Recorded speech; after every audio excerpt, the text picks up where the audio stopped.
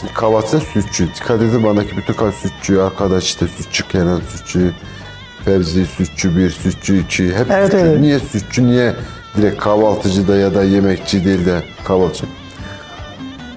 İlk kahvaltı sütle başlıyor. Adam gidiyor, ekmek alıyor, sıcak süt, çay ocağına geçiyor. Çay ocağı sıcak süt yapıyor. Sıcak süt gelirken şeker de koyuyor sütüne. Bir tas geliyor. Eskiden bir bardak kolay yoktu. Adam ekmeğini alır, doğrar. Onunla yerdi. Onu yerdi.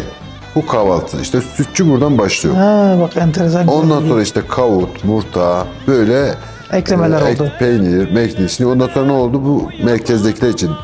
Köylü geldi, cebinde getirdi otlu peynir. Geldi oturdu kahvede, süt istedi. Açtı cebinden peyniri çıkardı. Yan tarafta fırından bir çörek aldı. Yedi, bu oldu. Bu tabii yavaş yavaş böyle Van kahvaltısı böyle çeşitlendirdi. Yayıldı yani. Yayıldı. Uy aman aman aman kalkın gidek yasına.